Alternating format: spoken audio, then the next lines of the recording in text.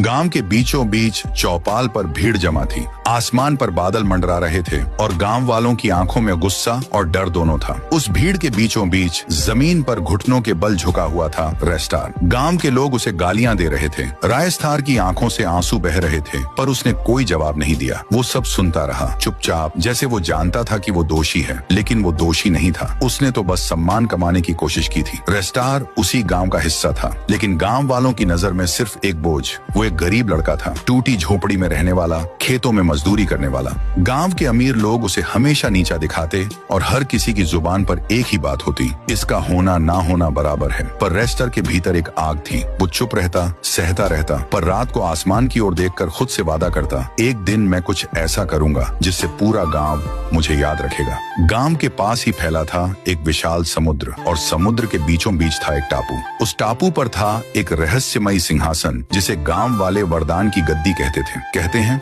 जो उस सिंहासन पर बैठ जाए उसे ईश्वर का आशीर्वाद मिल जाता है। वो सब कुछ कर सकता है, अजय बन जाता है। पर उस सिंहासन तक पहुंचना आसान नहीं था। समुद्र के नीचे रहते थे खूंखार मगरमच्छ, जो उस गद्दी के रक्षक माने जाते थे। सदियों से कोई वहां नहीं गया। रेस्टार बिना किसी को बताए वो एक पुरानी बंदूक और कुछ गोलियों के साथ समुद्र की ओर निकल पड़ता है। रात काली थी, हवाएं तेज थी, और रेस्टार तैरते हुए समुद्र पार करने लगता है। पानी में हलचल होती है, मगरमच्छों की आंखें चमकती हैं। जैसे ही एक मगरमच्छ उस पर हमला करता है, रेस्टार गोली चला देता है। 7 मगरमच्छों को मारते मारते उसकी सांसें फूलने लगती हैं, पर वो नहीं रुकता। बमुश्किल वो टापू पर पहुंचता है। वो सिंहासन के पास जाता है। वो भयभीत है, कांप रहा है, पर बैठता है। जैसे ही वो बैठता है, आकाश से जोरदार बिजली गिरती है, जमीन कांपती है और उसकी आंखें बंद हो जाती हैं। उसी समय गांव में अजीब घटनाएं होने लगती हैं। आसमान पर काले बादल मंडराने लगते हैं। जो लोग बाहर होते हैं एक एक करके गिरने लगते हैं। गांव में अफरा तफरी मच जाती है। उधर टापू पर रेस्टार की आंखें खुलती हैं। वो खुद को समुद्र किनारे पाता है।